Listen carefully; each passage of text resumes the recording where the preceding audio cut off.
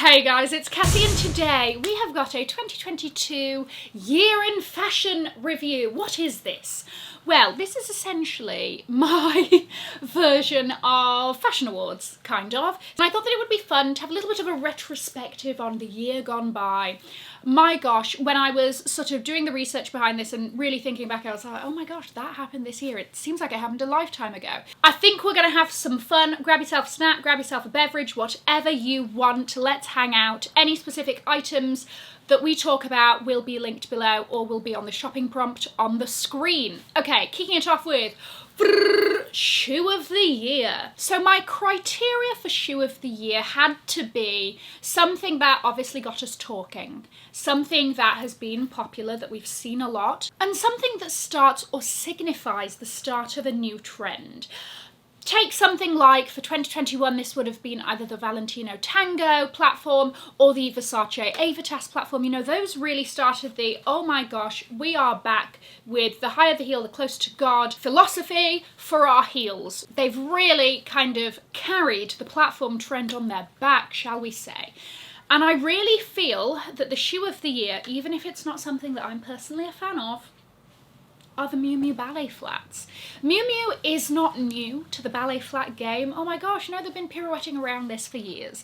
But previously we've seen them done in a little bit more sort of like indie, edgy way with numerous straps and buckles and things like that. You will remember those. This time around, they've stayed very true to ballet core. I mean, these are very first, second, third position get on point, are they not? I'm sure any ballet dancers watching are absolutely cringing out of their skin.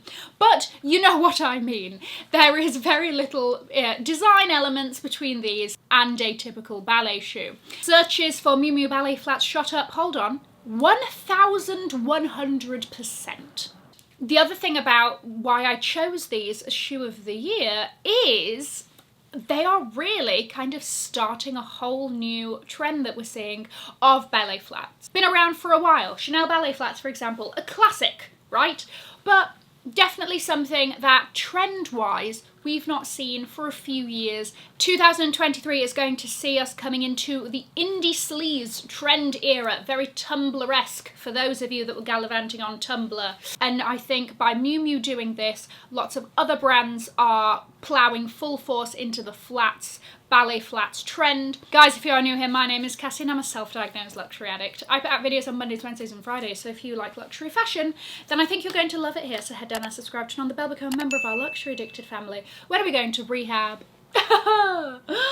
Never. Moving on to bag of the year. Now this one was a little bit difficult because I think in 2022 as opposed to years like 2019, 2018 where there were much more obvious bags of the year.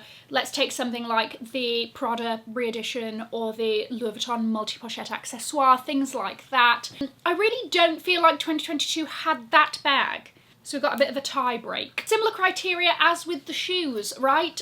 Popularity, the amount that we've seen this talked about, maybe whether or not they've sold out, and also, again, that turning of a new trend, right? Things like this, maybe the first of its kind. One of these has to be the Saint Laurent Icare bag. Big bag energy coming through in full force. This is definitely the first sort of it bag from the high fashion brands buying into this trend massively.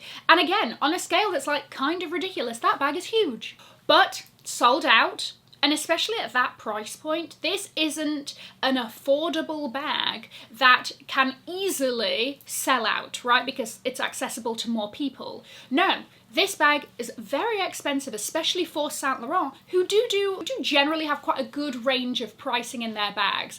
But that really says something about how popular the bag is. So I think half of the award goes to them. The other half, bear with me, kind of on the other end of the price spectrum here, the Diesel 1DR bag. Diesel undoubtedly has done so well in cementing themselves as a player in luxury fashion under Glenn Martens. And again, with our obsession at the moment with Y2K and those sorts of aesthetics, the Diesel logo being front and centre, loud and proud on this bag, that the shape of it is very versatile and practical, very easily wearable and integrated into different looks in your wardrobe, means that the combination of the two, it's a success. We've seen this on so many celebrities who I'm sure previously would never have touched Diesel. But again, something to be said about the tides are changing in the brand and also the product itself. So now we have the biggest rebrand of 2022. And again, I'm going to have to give it to Diesel. Who thought that we would be sitting here? Cast your mind back to like 2019. Who thought that we would be sitting here, like talking about Diesel to the amount that we are, and in such a positive light? Because I would happily have thought that I will go my entire life never having to think about Diesel again. And it's not that they were bad or bad quality or whatever, it's just that it was very sort of dormant, you know? It was just lying there as a bit of a footnote in, you know, denim. And I think Glenn Martins has really given it a huge revival. We've got fashion shows being shown at Milan. Like I said, celebrities wearing the brand. There's an entirely different perception of the brand now compared to what it was a couple of years ago. It's very trendy. It's not just denim anymore. I feel like whenever somebody used to bring up Diesel, I would just think jeans.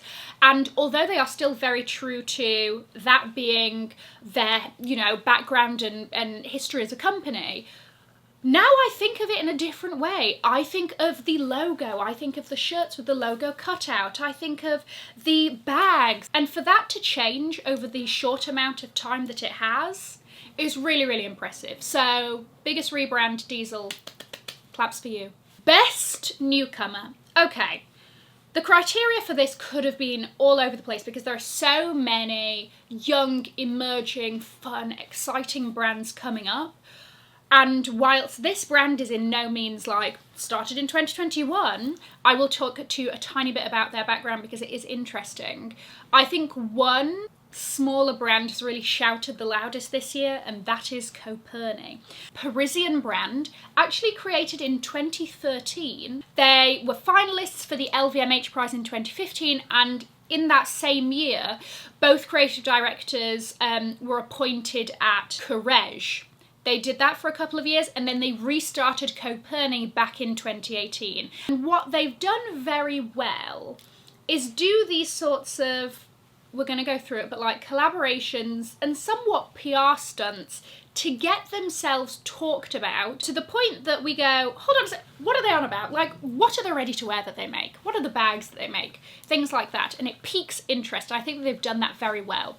Number one, can you believe that this happened this year? They did a collaboration with a glass homeware company called Heaven to create glass swipe bags. So their swipe bag has been really quite successful in general, in leather. They do it in a few colours, different variations. But we saw the glass bag being carried by a couple of celebrities on the red carpet and Instagram photos and whatever. I think that this was something very unexpected, very interesting, that it really captured our attention. And yes, while this isn't exactly a bag that I can, you know, fiddle my wrist through to go grocery shopping on a Thursday afternoon, it is fun. It's art, as opposed to something user-friendly and practical. And that gets people going, who are these people? What do they do? What do they make? And then all of a sudden, oh, hold on a second, I actually really like their clothes. I really like the leather version of this bag, so on and so forth. And then more recently, for their for their Spring-Summer 2023 show, they had the most viral moment in fashion this year, which was spray painting a dress on Bella Hadid right there and then on the runway. Very reminiscent of Alexander McQueen's The Machines that painted the dress at the end of his show. I believe it was 1998, I might be very wrong. Similar sort of concept, but it was one of those moments that I feel have been a little bit few and far between in fashion recently, that was just like, wow. And we could all sit there in awe of like how amazing the technology was and the magic behind it. Their ready-to-wear pieces tend to be more on the minimalist side, you know, they're not very sort of over the top with prints and things like that, and generally very wearable. I think we're going to be seeing a lot more from them, and I'm happy about that. Best collaboration. of 2022, and let me tell you, we have been inundated, right? We have had everything from Givenchy and Disney, Gucci and Palace, Adidas and anybody that will take them, Burberry and Minecraft, Swarovski and Aquazzura, Jimmy Choo and Timberland round 2, Jacquemus and Nike. There have been so many. So trying to pick the best and on what criteria is a little bit difficult. And again, these are just my opinions and my awards to give out. So whilst I think maybe the most commercially successful was the Jacquemus Nike collab, I feel like the demographic of people interested would have been wider. I don't know, maybe I'm a little bit biased. I've got to give it to Fendace. Fendi and Versace coming through with a collection that not only was wide-ranging, but I really feel like each piece, or the majority of the pieces, had a perfect input of like history and codes and aesthetics from each brand to create a collection that was recognisable but still very true to themselves. Does that make any sense? I hope you're with me. I really feel like they executed everything really well from the announcement of it. The way that the show was like a surprise in itself, all the way through to the pop-ups that they did to celebrate this collection around the world. I just think that they did a really great job, and it's something that is very much a moment in time. I think we've got to give it to them. Colour of the year. Don't listen to Pantone, because Pantone claims that actually, hold on. What is the colour of... Very Perry. Where did you see Periwinkle this year? I hardly saw any sodding Periwinkle, right? But what I did see was Valentino PP Pink, which was in collaboration with Pantone. But pink in general, from a blush pink to a hot pink. Why I say don't listen to Pantone is because they have said that the colour for next year is Viva Magenta. We had that this year. All right, so that's my little beef with them.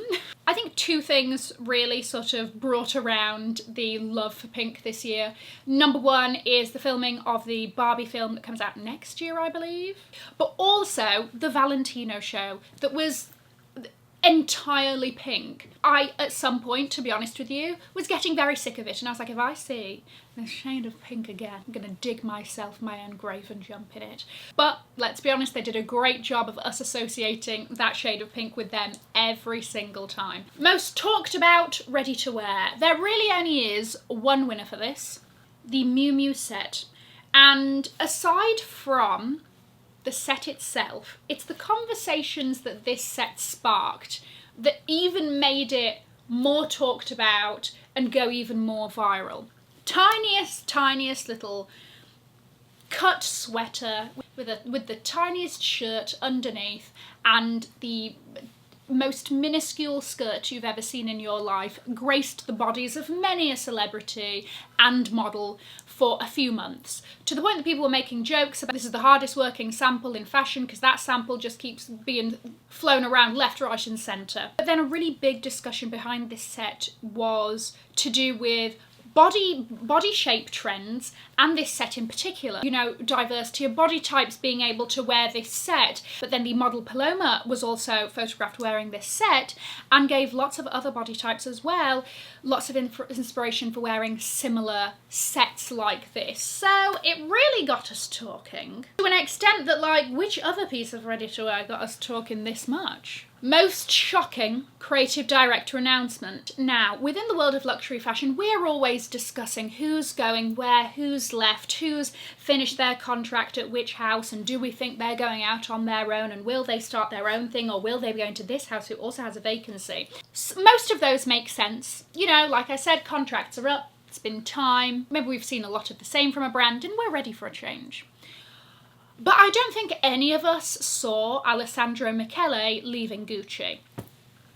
Now, you know how I feel about this, but that man was creative director for 7 years for the brand, and if I do say so myself, pretty much overnight gave it an entire new vibe and energy that was very different from what we'd seen at Gucci before, and I think he did a very good job, whether or not you liked the pieces. I think that what he created was both recognisable and unexpected every time. We're never going to know exactly the behind the scenes and all of that, but from what I gauge, allegedly, I think he was told to sort of change things in a different direction. He was given a season to do that. He didn't do it. Off he goes. Who will take over from him? Absolutely no idea. Do they have somebody in mind? Maybe. Most exciting comeback. I have decided to give this to Jean-Paul Gaultier. So he took, I believe, a 6-year break from doing clothing and ready-to-wear to focus on couture and fragrance. And this man is back. He actually relaunched the sort of clothing side in 2021, but I really think we've sort of had it come through the most this year so far. And part of his sort of process for Jean-Paul Gaultier is each collection is meant to be a sort of collaboration with a guest designer or a brand. And the most successful ones so far have been the last two. The collaboration with Y Project and the Cyber collection, which is a reissued 1995 collection from Jean-Paul Gaultier. And let me tell you, when I was at Art Basel, this was the most worn collection. It's a great collection. As you know, I have a piece and I love it. I really feel like the brand is going from strength to strength. I think it's fun, it's exciting, it doesn't take itself too seriously, and I really appreciate that. And I think that he's just going to be one to keep watching. And the final award I have today, are these awards? I don't even know. Is the one to watch in 2023. This is the brand that I think is going to be hottest brand of 2023. We are going to be talking about every collection. Pieces from the collection are going to be the hot items. This one to me was so easy because I can see it. And this isn't exactly a brand that's like, it's been plucked from obscurity and it's going to, you know, reach insane heights. This is a brand that we know and love, but it is just going to reach a completely different level next year. Loewe.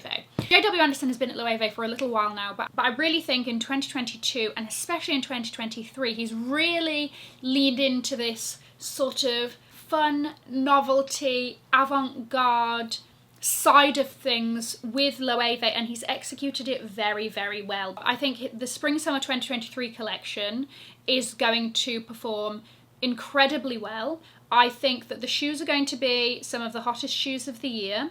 I think the Orthinium, is that how you pronounce it? Dresses and all of that we're going to see on red carpets. Loewe already has a very solid history of quality craftsmanship, and I just think that this sort of twist into something like a little bit almost like quirky, I hate that word, but you know what I mean, just something like a little bit like, oh, that's interesting, what's going on here, is going to work very, very well for them. There you go. I hope you enjoyed this video. Let me know what you thought of my awards. I'm going to leave a link to another video over here in case you haven't already seen it. Have an amazing morning, afternoon or evening wherever you are, and in the words of my father, if you've enjoyed it, tell your friends. If you haven't, keep your mouth shut. I'll see you in my next video. Mwah. Bye guys.